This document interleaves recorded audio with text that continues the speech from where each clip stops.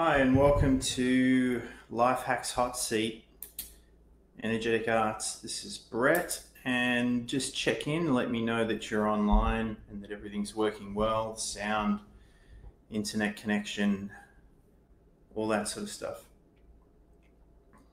So who have we got with us today?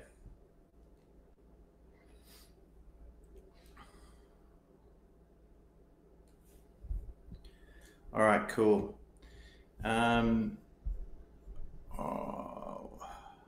Why don't you get the hit the speaking request, and I'll bring you up on the screen, and we can work that way. Might be a little easier.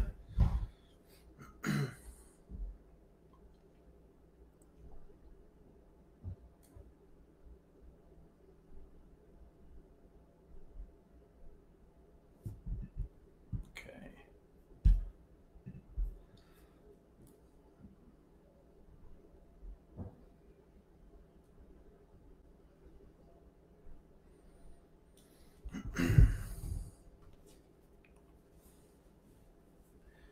So while we're getting that all hooked up, just to let everybody know who's tuning in at a later date, I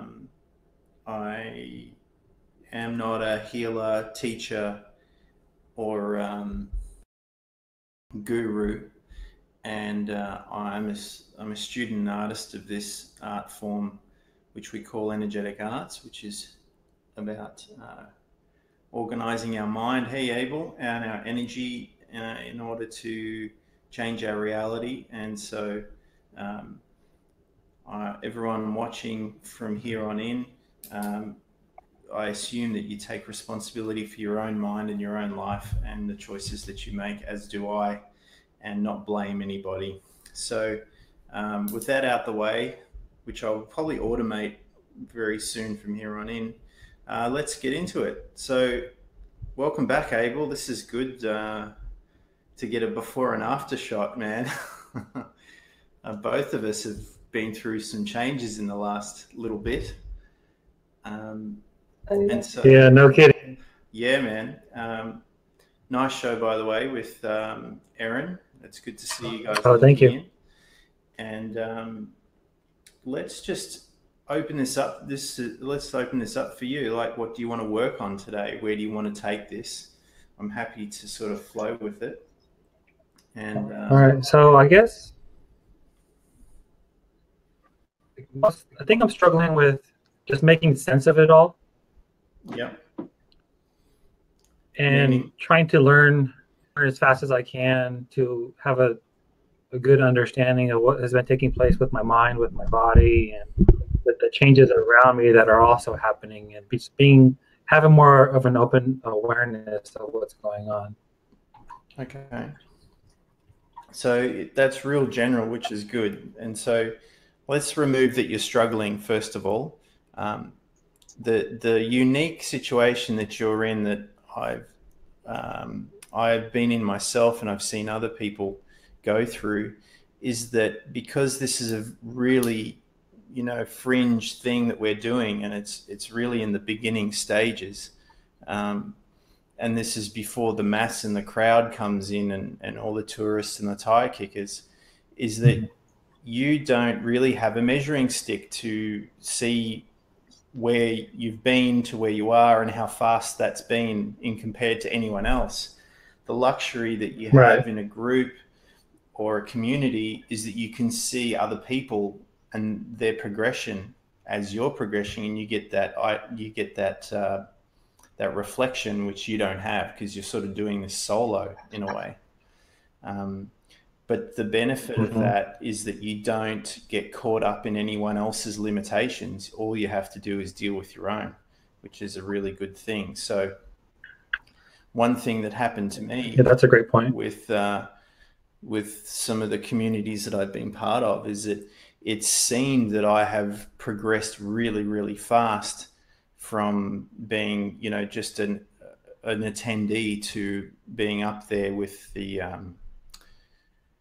popular group, I suppose you'd say.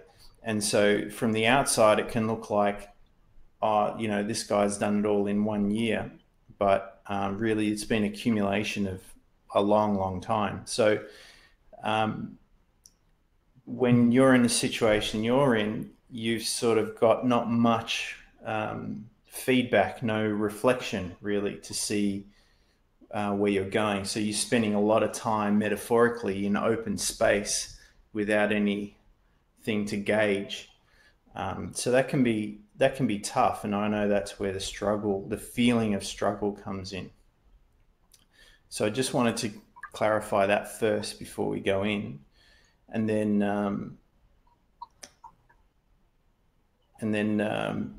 when we get the connection syncing up again, I don't know if every time I move around, I get a pretty, the connections always a roll of the dice.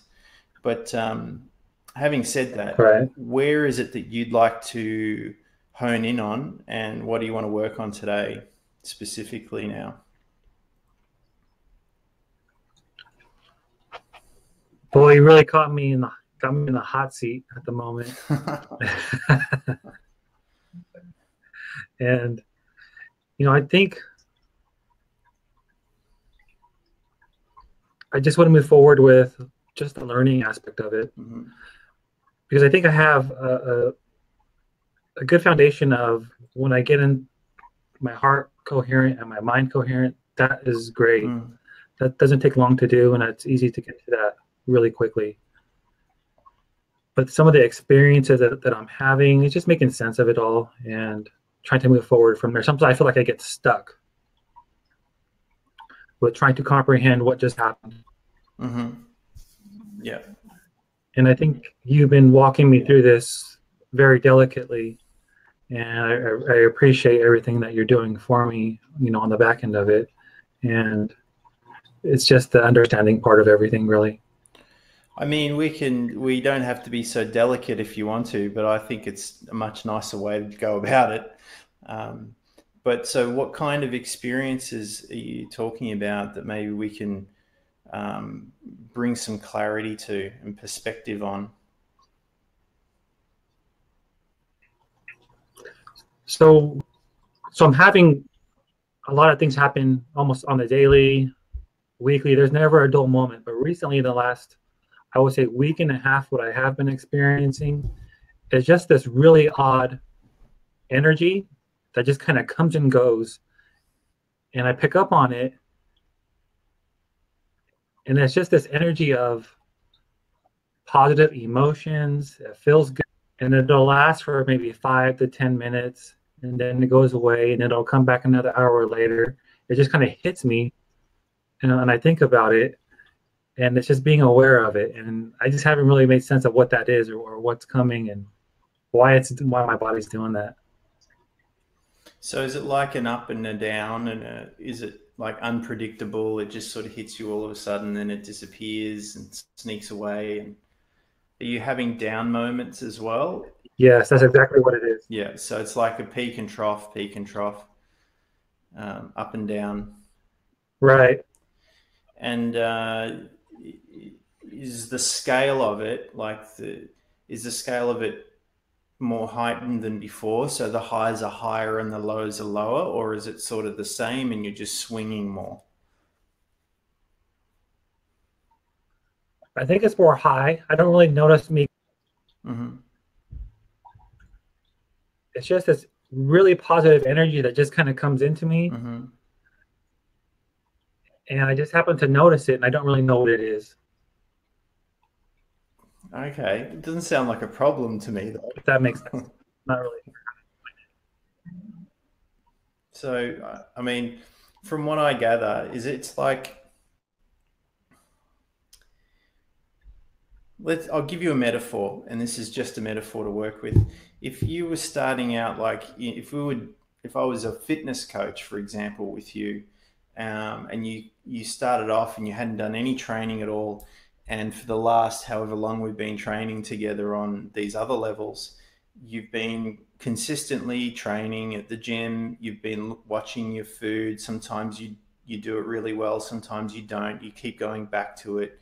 Same thing with your fitness levels. All of a sudden, your body will start to tune in, and it's detoxifying at the same time. And then the body's adapting, and it's becoming more in tune with the new stresses you're putting in, the new conditions you're putting it under. And so therefore, you might have these bursts of energy where you want to train more, or you want to train harder, or you want to do an activity that you didn't normally before, or you're not lethargic anymore. So you've got all this time, and now you've picked up a hobby, for example, right? So it's like when we get into this and we're clearing our energy, obviously we're letting go of things that from our past that don't serve us anymore, and that frees us up. It gives us it cleans the system out, and then the system can run better. Is that making sense? And then yeah, that does make sense. That affords you new opportunity, new experiences. And so the other thing is, you've got to remember that there's this energy soup that we're living in and we're part of. And when the body and mind is prepared and tuned in, it'll give you an injection of new stuff, new information, new energy to be processed and integrated into the body. And then over time, this is like going back to the metaphor of the person in fitness, your body starts to change, your skin starts to change, everything starts to become more healthy, and the system runs a lot smoother and a lot more efficient and better, and is tuning into these cleaner vibrations, which gives you access to a whole new perspective, a whole new reality. And that in itself can take adjustment. That's why I keep encouraging you to take your time and not push too hard, because going back to the fitness metaphor, is that you can get addicted to the hit of the endorphins of training. And at first it's good when you want to lose all that weight, but once you're in tune, people just rely on that one outlet, and then they push the body too hard, or other parts of their life fall over, and they get into this sort of addictive cycle where if they don't train, then they get irritable and aggravated, and they're not a very nice person.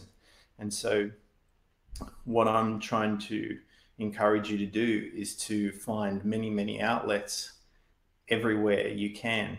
And that way you're not reliant on any one thing, and you don't have the risk of latching on to a particular thing and becoming dependent on it, which really is taking you away from the whole thing we're trying to achieve if you go down that path. So that's why we go a little bit slower. Okay. So does that help? Does that give you some context? Yeah, it definitely explains a lot of what has been going on, and made it a lot more clear. Yeah, I was just looking through some notes, and there was something here that I wrote down a while back that I think is really pertinent to what I've just said. So we take the slow route to condition the mind for lucidity, right? The thing, and there's nothing wrong with this approach, it's just another approach, but the thing I see, especially in LA now that I'm here, is people are throwing themselves into self-help here like it's a fashionable thing, right? Like it's cool to do. Like if you don't do it, then, what's the matter with you, sort of thing. Yeah, I noticed that too. Yeah, and it's like one quick fix has been replaced for another. It's a better method, but it's still the same mindset approach going into it. And it's all like, let's get enlightened now. Let's just go vegan and give up, all these old habits. And it's good, but you can get in the risk of this seesawing action. So taking the slow route, it's not as exciting, it's not fashionable, it's boring half the time, but what happens is you're smoothing out those peaks and troughs, so it's more of a gentle wave. As a baseline, this life is going to take you on this roller coaster whether you like it or not, but when life's not doing that to you, you don't have to do it to you. You can just sort of keep a smooth, even keel and take that slow route. And then what that does is it allows your energetic system, your mind and body, to adapt to the new conditions and normalize it. And then it just becomes who you are. You don't have to work on it. You know, you don't have to meditate every day for an hour and stick to this strict regime. Right. You can just sort of enjoy life and take it with you wherever you go. So just one little extra thing, and you know, because we're still dealing with the body, you know, this is the other thing, is that people are like, you know, because it's spiritual doesn't mean you have to tune the body in and you don't have to attend to daily life. But for me, at least, when you're mastering yourself, it's all aspects. It's body, mind, emotion, spirit, physical, environment. And you want that sort of all in balance as best you can, and evolving into these new scales and expanding your ability to respond to the unknown factors in all these levels, and simultaneously if you can. And so when you talk about physical fitness, for example, they break muscle growth or training muscles down into two categories. One is to build and grow muscle, which is this is like the fashionable side of spirituality. You know, everyone wants to be focus fit and soul fit and, you know, all that. But there's another aspect where you're training for dexterity, you're training for coordination, and you're training the muscles into do certain tasks, not just look good, right? And in the martial arts scene, you'll see a lot of martial artists that don't care too much about size. They care about function. And so they go for tendon strength, which lasts much, much longer, rather than muscle strength. Okay. So this is just different aspects of how you approach things. And so with my approach personally, and it's not the way you have to do it, but I recommend that you at least introduce this into what you do, is that you take that long-term slow approach with some things. It's like, you know, when you're a young man, you want to be fast and all that in your sports, and you want to be explosive. And you may not pay attention to your endurance, but as you get older and you're raising families, and you know, you can't not work for you know, weeks and months on end, endurance is a really valuable skill to have.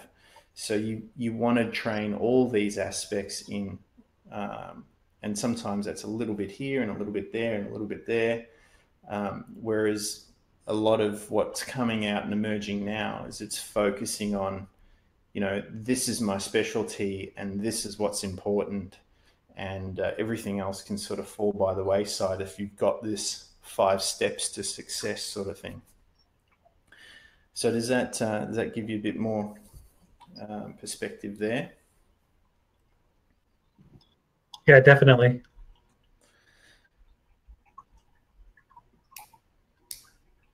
And so what else did you want to get into today? All right, so I'm gonna go ahead and share this. I wasn't planning on, but the people that will be seeing this in the future, they might be having the same type of experience as well. So this might be beneficial for them. Yeah. So the last, I would say month and a half, I've been getting these really heavy, uncontrollable eye twitching. And I know I sent you a text the other day, and I think I might have figured out the answer to that on my own. And I just kind of wanted to confirm that and share this with the audience. And there was at one point where my eye was zooming in and zooming out, and I wasn't paying attention to it. But when I did pay attention to it, I took the moment to pay attention to it. It was really weird. It looked like my eye was going in and out like a camera, zooming in and zooming back out. And it was the weirdest thing.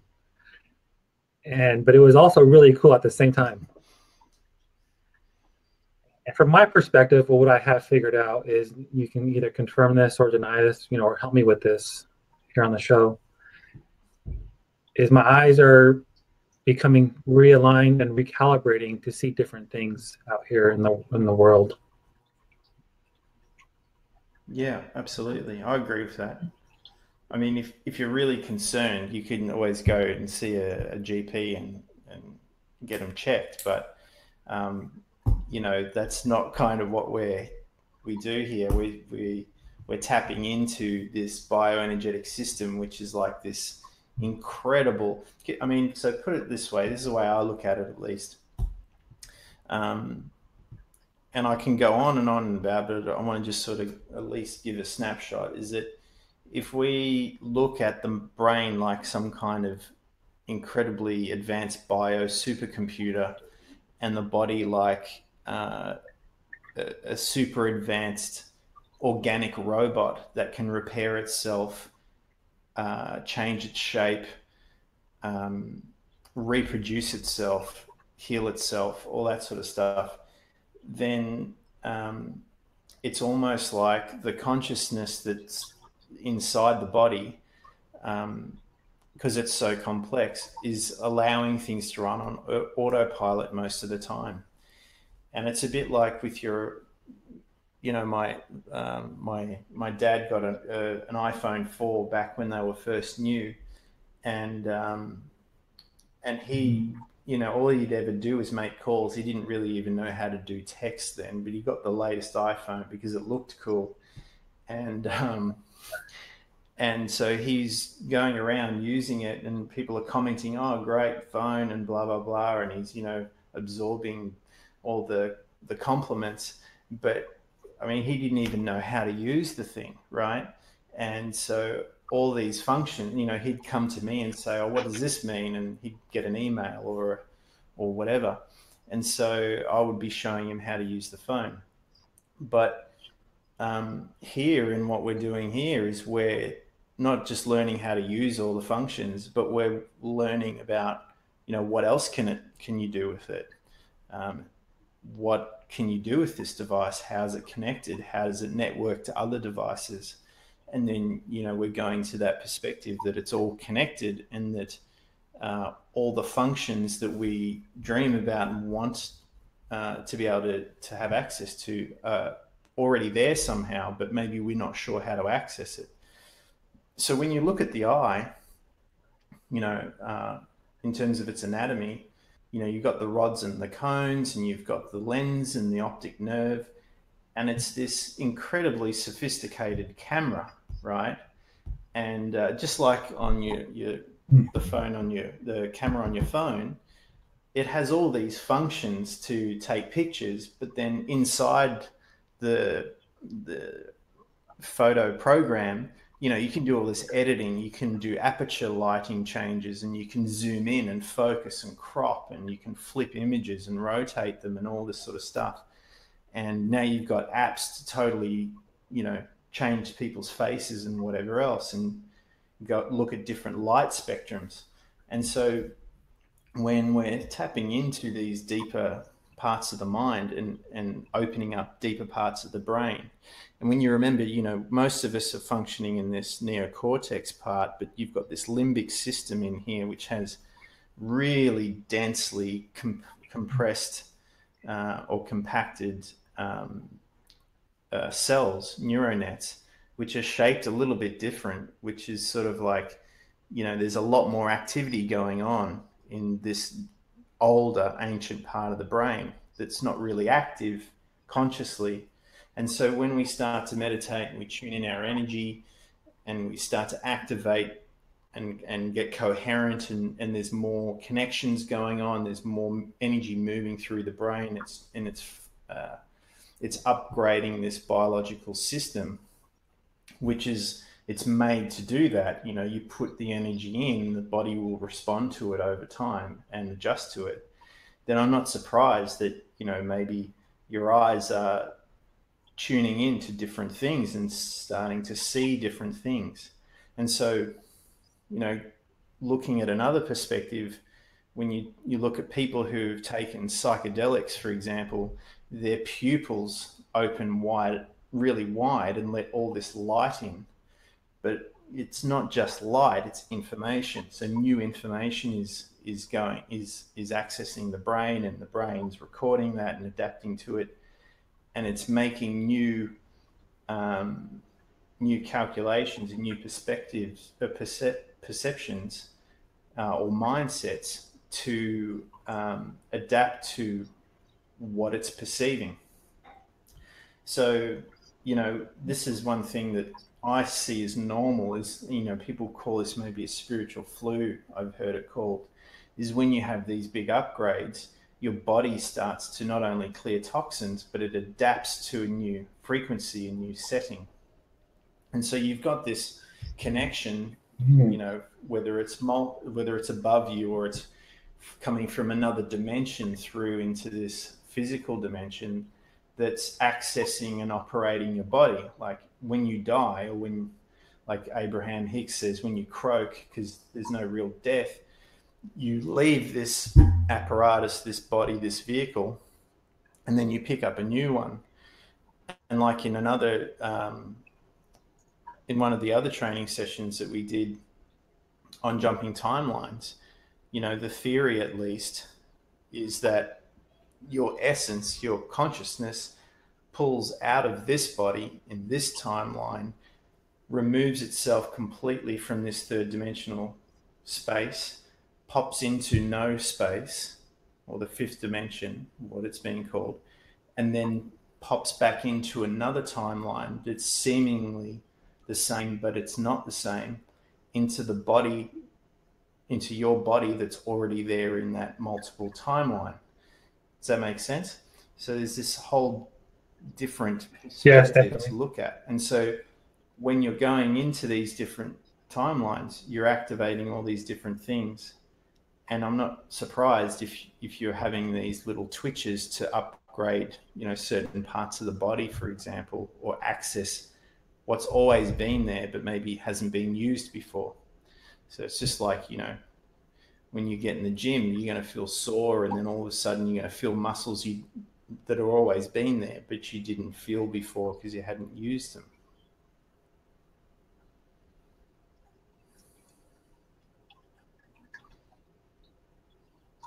And so when we get all these new energy upgrades, this is, for me at least, this is where I want to move this type of training into, is that you're going to be activating abilities that are extraordinary.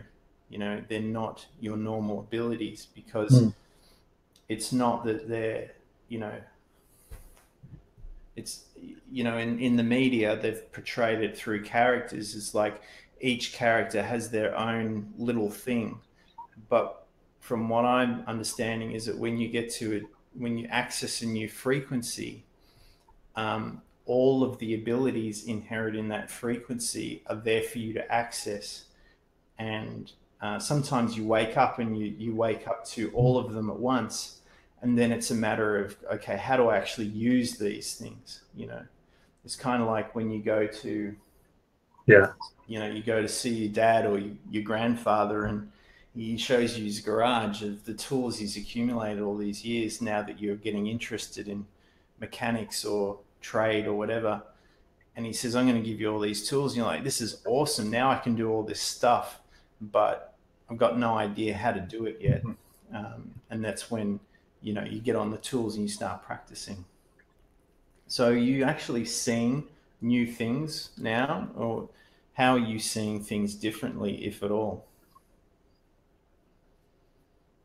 I think recently it's just now started settling down. So over the last maybe month and a half, I've been noticing, like, it was even really uncomfortable. Like when I was having conversations with people, my left eye would just twitch really bad, and it was like really kind of embarrassing at times. And like, are you trying to tell me something, left eye? Is this person good or bad? And but yeah, it was just really embarrassing at times. But it's just recently, I would say within the last maybe 5 to 7 days, it actually just now started to subside. It's interesting how that new influx of energy comes through. What just pops into my mind then is, I don't know if you've ever seen, there's a comedy with Ben Stiller. I think it was called Dodgeball, and they go to this Oh the yeah, gym, Globo Gym, and he's pumping away, and he's like, "Oh, involuntary muscle spasm, involuntary muscle spasm." Like it was a cool thing to get to. And sometimes you have these involuntary things that happen to your body, because you're pushing all you got, like you got this energy flowing through you that's at a higher pressure than you used to. It's like you get the pump, and so um, yeah, it takes a little while to get used to it. And yeah, but I don't think it's something to be afraid of. It's just something to know. Okay, well, maybe I should just let it run its course and see where it goes, rather than go back in and push really hard again, sort of thing. yeah, yeah. Once I started kind of getting used to what it was doing and learning about it, I started becoming more relaxed with it, and I noticed it started getting less intrusive. Yeah, I mean, when you get into this, all these weird things are going to happen, and it's not like, this is why I caution people. It's like there's this idea out there. It's a bit like CrossFit. You got to keep coming, and you got to push hard, and every time you train, you got to go really hard, and go hard or go home. But when your body's Yeah, going through this stuff, that's sort of when you need to step back and go, okay, well, this body is more intelligent than my consciousness is, because it's doing this all by itself, right? It knows what it's doing. Like, it knows how to pump my blood and regulate my heartbeat, and drain toxins out of my lymphatic system. And there's parts of my nervous system that I'm not even aware of, and my brain's doing something, and it's while I'm sleeping, that I'm not even conscious of, but it's doing it, right? And I know that I'm not actively doing it, like I'm moving my hand here. It does this, and it's probably a good thing it does this, because it's keeping me alive, and I don't want to interrupt those processes.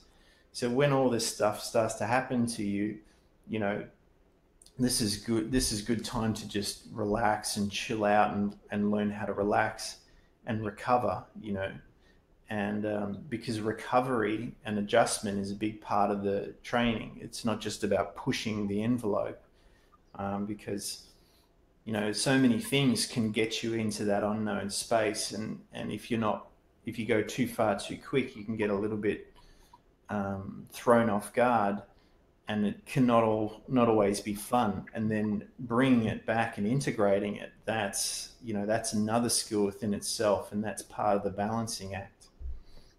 And so when you get these two going, nice and smoothly together, you and like I was saying before, if you really get in tune with it, um, then it can be so subtle at times that you don't really know how quickly you're going, because you're not wasting, you're not feeling these extreme mood swings, so to speak. Yeah.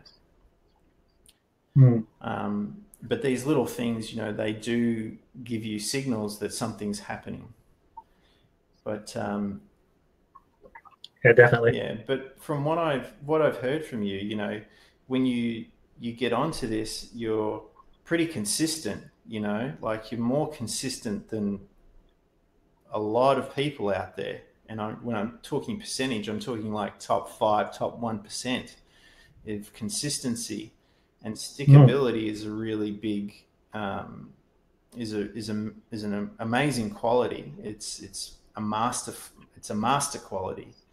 And you know that often will trump all this massive effort, because a lot of people get in there and they push really hard, and then they have setbacks, and they do it a couple of times, and then they're out. It's like, this is too hard. So I just want to commend you right. on stickability and staying on the course, because it's not easy all the time, especially when you're having these weird sensations going on in your body. Mhm. Yeah, and I really enjoy it, and it's really intriguing, and I love learning about it. And it's been overall just a fun experience to actually dig deep inside of what's in here really, and learn about these new abilities and this greater consciousness that's out there, and apply it to my life, because I know in the long run it's changing really who I am internally, and that's going to affect the people in my external world. And that's what I'm really excited for, is just becoming a better person and affecting the lives in my outer world. Yeah. And I mean, I won't go into details, but I know that, through communicating outside of, the screens here, is that you're starting to really tap into some really cool stuff. Like things are happening without your traditional effort.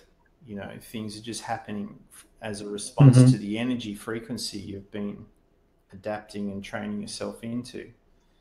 So, I mean, if is there anything there you want to talk about, or anything there you want to expand upon? I think I do want to talk about another topic, and I'm not sure if this is appropriate for this here, but pineal gland. How do you know when that's been activated? And if it hasn't been activated, what are some techniques I can maybe do at home to maybe start working towards that activation? Yeah, well, I think um, part of it for me, at least, that is if my pineal gland has been activated, and I believe it has. Right?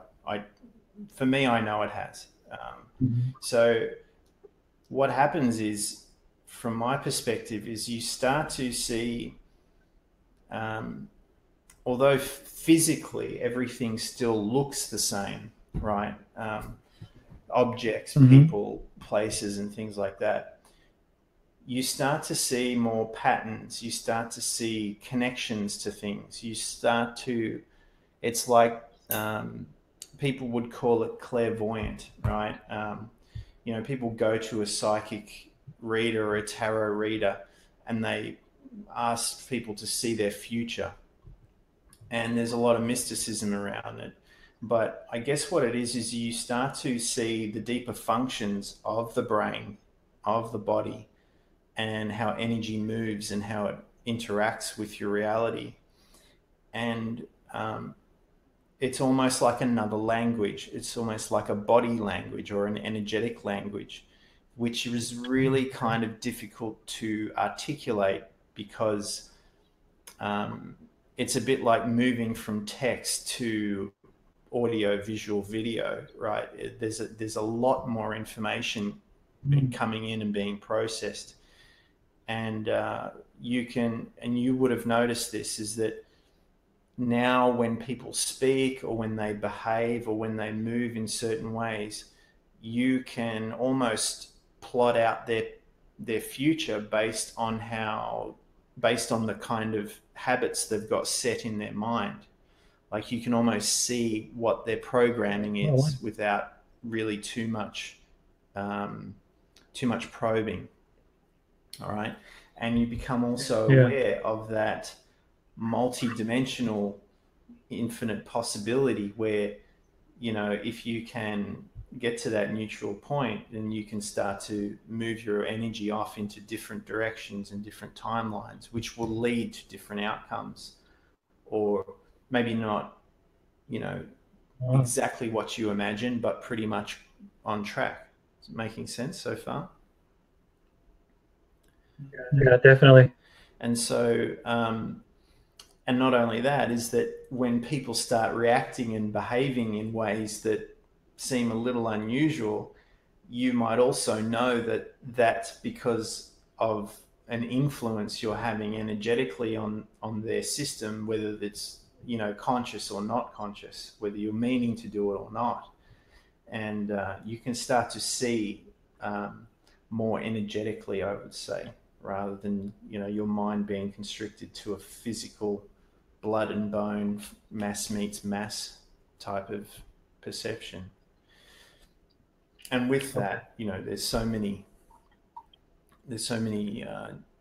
new possibilities. It's almost like, if we look at it in a metaphor of technology, it's like, you've been using your computer the way people have taught you, and it's not really getting you what you want. And then all of a sudden you start to look at all the programs, and you start to look at how they work and what the options are. And pretty soon you've gone through your entire system, and you may not know all the ins and outs, but you've got a basic broad understanding of it.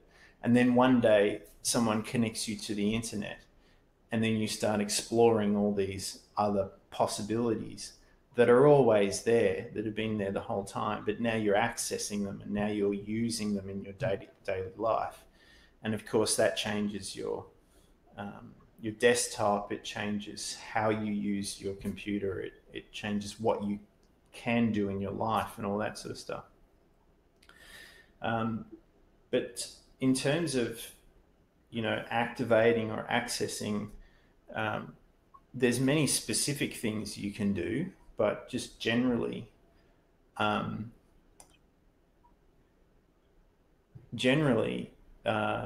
becoming awareness of that it's there first, obviously.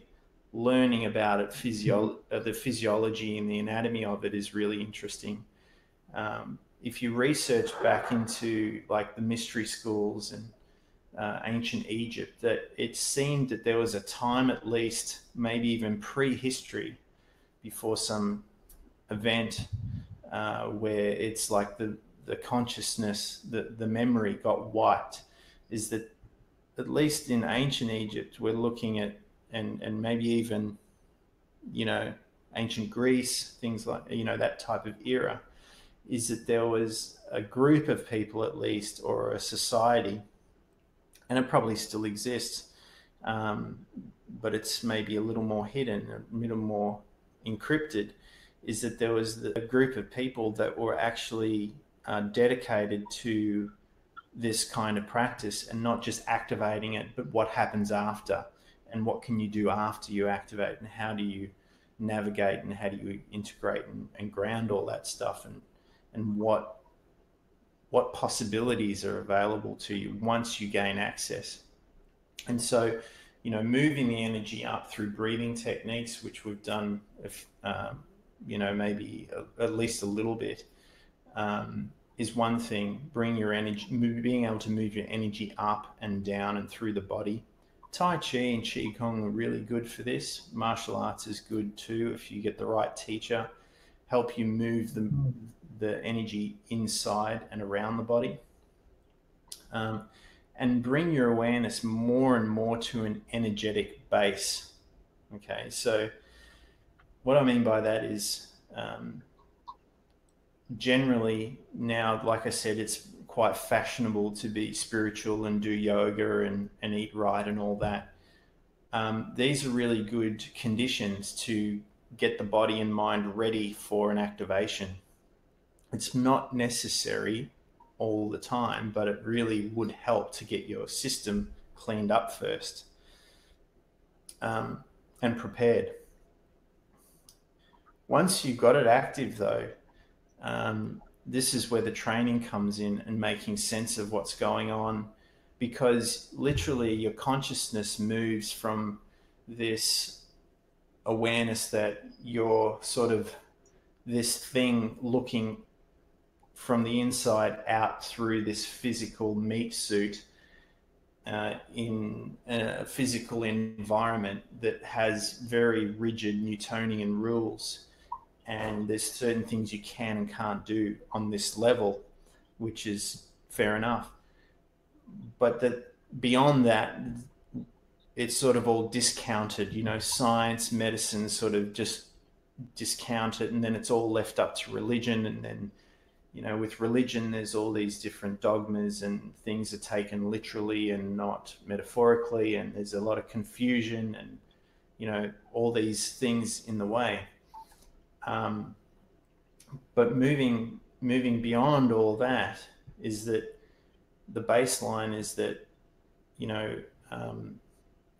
this consciousness, this awareness, this reality is more energetic in nature than it is physical, and that the mind, the way the mind is set up, it can be loosened and relaxed to allow more of that, more of that knowingness to come through, and therefore the reality becomes more dreamlike rather than solid and physical with all these limitations.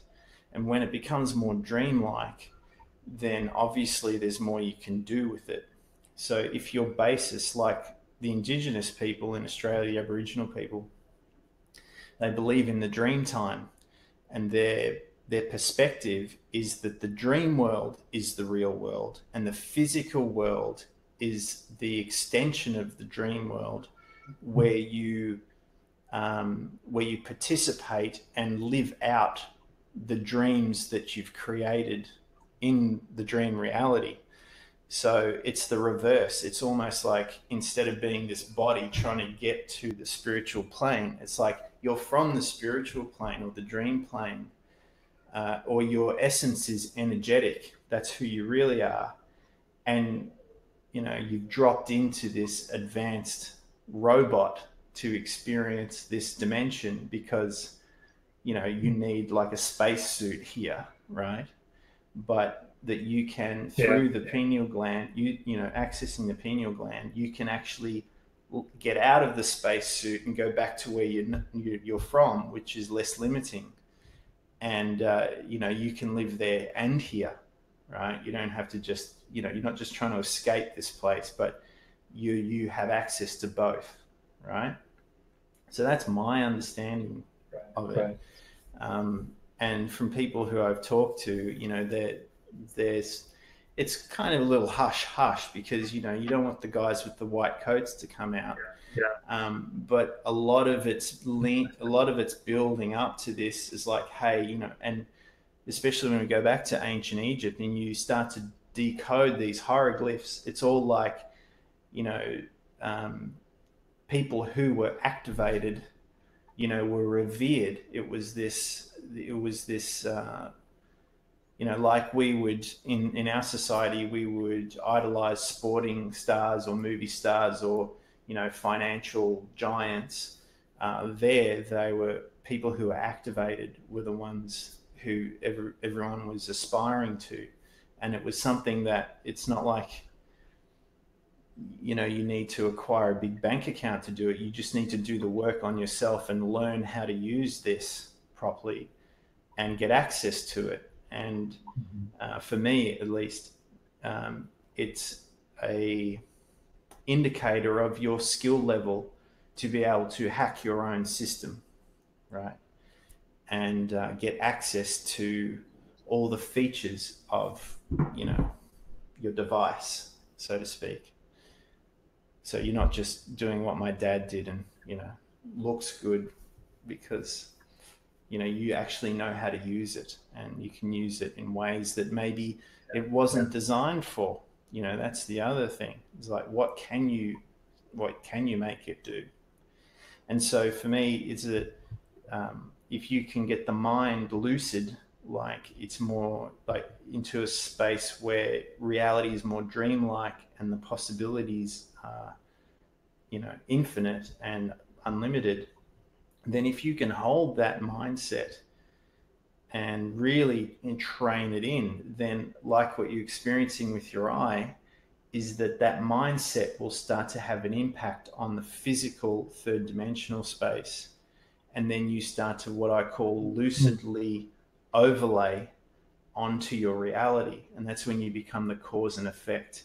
And so the idea of this, you know, expanded out into its ultimate expression would be like the Uberman, the Superman, the Neo from the Matrix, who just, you know, it overlays what they want from their mind onto reality. And reality, because they realize it's more dreamy, it's more information based than it is physically solid, starts to warp and change. So they're basically hacking reality as they move through it, through the thoughts that they're having and holding in their mind.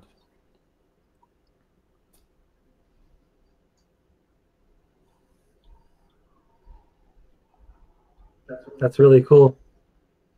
I think so. Yeah, I think it's the coolest thing ever. I don't think there's anything Yeah. cooler than that. Like if you can access that, you got it all, right? You are the universe. You are Yeah. it, and I think really it is that, you know, we've always been it. It's not that we're not it. It's just that, you know, we're so entrenched in this game, this virtual reality game that seems so real that, you know, we just forget. We forget we're playing this game, and we get so into the story, you know, and these delicious emotions that, you know, everything else seems not as important. But if we can withdraw from all that and get access to the operating system, not just the operating system, to the kernel, not just to the kernel, to the ones and zeros, not just to the ones and zeros, but the energy that goes through the system itself, and learn how to direct that, because that's who we really are, is that energetic layer. Then everything else down the cascading scale becomes affected. So on a practical level, like when I was training in martial arts and doing sparring,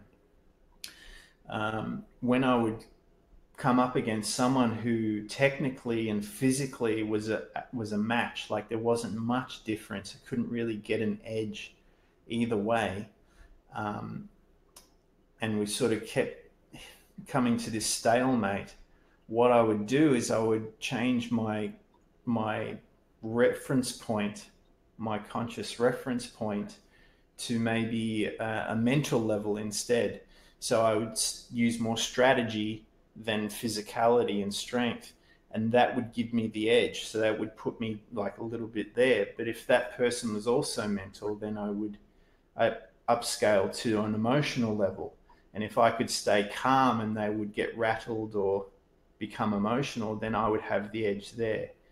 And if we were matched on an emotional level, like you couldn't rattle, we were both calm as cucumbers and there was no way to rattle, then I would move my awareness to an energetic level. And then maybe if I could, you know, stay there, I could get the edge. And so what's really interesting though is when you're both at this energetic level, because then you're in that unlimited space, and then it's like, who can dream up, you know, the coolest things to get the edge. And then when you get to there and you're sparring, it's not even sparring anymore. It's like, hey, look at this cool thought form that I've been working on. You know, look at this cool energetic pattern that I've been playing with. And then you sort of just, you know, you're just playing and dancing and strategizing. You're sharing, you know, these things, and you just level up so quickly. And explore, you become more and more prepared to explore that unknown space. And so we had, you know, this is going back a few years ago, we had a group of maybe, you know, between 4 and 15, it would hover around about 8, you know, people, guys and girls, who were playing in this and training in this. And it was just incredible. Like we'd show up, no one would know what we were doing that day. This is what the hot seat is cool. Why the hot seat is cool. You don't know what you're going to do that day. You just get into it and start. And then all of a sudden you start to hone in on a particular thing. You know, it just shows up in the space and you work on it as a group. And it's, some people may be more adept at different parts of it, but they work together as like a team on the same problem almost. And then what happens is all of a sudden one person, usually the most unlikely of the group, that sort of just allows themselves to get caught up in the mix, cracks the code. and then it's open, and then the whole group gets access to it, and then you all go home with an upgrade. And the funny part was that when it first gets cracked and unpacked, you're like, oh, this is cool, you could use it for this. But then, 2 weeks, 3 weeks, a month goes by, and then people were coming back in and using it in ways that we wouldn't even think of. It was just like, wow, you can use it in business, you can use it in relationship, you can use it in health, you can use it in relating to that, awkward family member that, you've never been able to talk to for the last decade or whatever. And so people were having breakthroughs in all sorts of ways. And we found that this is a very, while everyone, like I said, is fashionably going for specific tools, like give me this tool so I can do that particular outcome, these were more generalized tools or generalized codes that gave you access to many, many, many outcomes. It was almost like if you see Infinity War, the new Marvel, where you get the Infinity Stones. It was like going for the stones. When you have a stone, it gives you access to a whole, and to be able to change reality in a particular way. And so, it was really, really cool, and it was very underground. And now it's a bit different. People are really getting a taste for it, and hopefully very soon they're going to start getting into a position like yourself where they're going to be really hungry to move beyond that 3D physical space where it's just so limiting. It's like it can drive you crazy sometimes.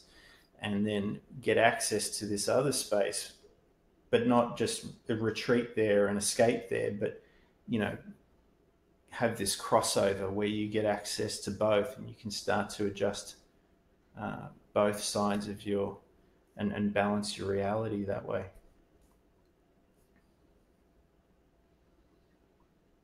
Did that answer the question? Yes. Yeah, I'm excited to start digging in a little bit more about some of the things that are coming up, and that's one of the things we've been talking about, and can't wait to get more involved in that. So yeah.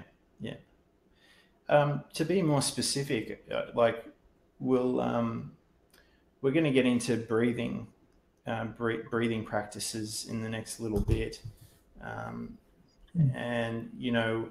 we'll address that, moving the energy up, breath, and not just how to do it, but little nuances that I've learned along the way that make it work a little better, but also other breathing to help you recover and help you balance, because that can be a really powerful breath that can open you up. And once it's open, it's a bit like taking the red pill. Even if you never push the energy back up again, it will alter you a little bit. And you have to learn how to get used to and adjust that. And you don't, a lot of people, some people have been scared by it. And I think you've already had the experience if I remember we chatting, but, I spent a good year doing that consistently and going pretty intensely on it. So I've covered a fair bit of ground, but I want to make sure everyone's going in there safely and no one's crashing out the other end. And if you do, come off track, then there's some there's some safety measures in place, and there's places to reach out to and all that sort of stuff. So you can come back and recover, and we can sort it all out, and you can go again, sort of thing. Okay, nice. Yeah. How are you feeling? I know I sort of go on a bit of a rant. I hope you were able to have a chance to say what you wanted to say tonight, though. It's important. Yeah, definitely. You took the time and put a more different perspective and some of the other things that I was recently dealing with. So no, you answered everything to the T. I understand, and ready to move forward. Yeah, beautiful, cool. Yeah, pineal gland's interesting. They nickname it the seat of the soul, the cosmic satellite dish. I suppose another way, just to give you a bit more clarity, it's like if we're looking at it from a technical point of view, it's like this is where this is where your Wi-Fi is. You know, this is how you connect to other people, other places, times, events, that sort of thing. Yeah. In a basic sort of way. Yeah. Yeah. Yeah. So once we turn that on, there's all sorts of things we can do. Yeah. But the other thing is, we want to be able to turn it off too, because you don't want it on all the time. Right. Yeah. All right. Well, I don't want to chew your ear off, but I mean, I'm happy to keep going. But if that's all you got for the moment, we can wrap up there. It's up to you. What do you want to do? Yeah, that sounds great. You did quite a bit of explaining, and we dug pretty deep into some topics on this Q&A, so it was good. Yeah. Cool. All right. Well, you got more questions, you know, Q&A. If not, we get deeper into different topics, you know, each Tuesday. And yeah, we'll go from there. Hope that helped. Okay. Thank you, Brett. Appreciate it. All right. Great stuff. Thanks, Abel. Thanks for popping back in and showing you the before and after. I'm excited to see the next one, actually, to see where we are in the third one.